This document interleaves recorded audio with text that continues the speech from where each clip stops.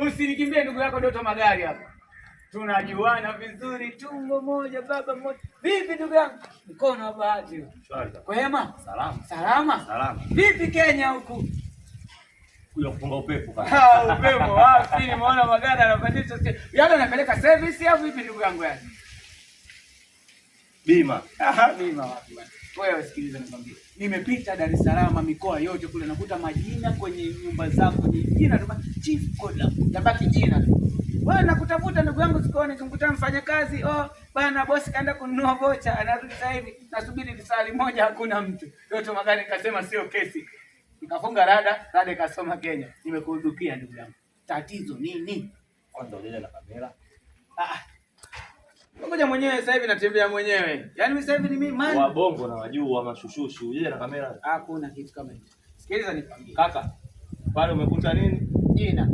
Jina langu sio mimi? Wewe jina sio wewe. Yaani jina wewe. Wewe upo Kenya, jina liko Bongo kwenye mjengo tu limekaa. Sasa hivi wanarumka panya kule.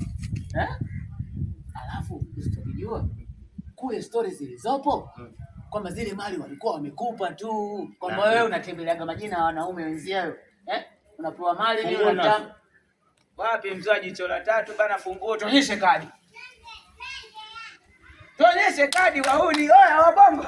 Kama kuna anayerekodi asirekodi. Anatuonyesha tuonyeshe kadi. Bima wapi? Tuonyeshe kadi. Gari kadi. Kaka bima, wewe elewa bima. Ila funguo ninayo. Ila bima. Hizo ndugu yangu nikwambie. Umeona maisha sasa.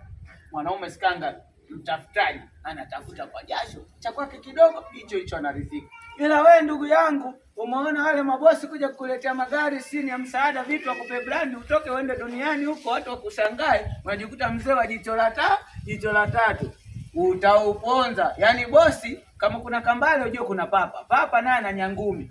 Baba utauponza. Dunia si yako hii. Wewe sio wa kwanza na sio wa mwisho. Tafuta chako. Wabongo mbona wambea? Wabongo mbona washushushu?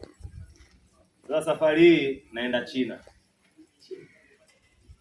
Hata kwa lifti bado poa bana. Tunafuatana.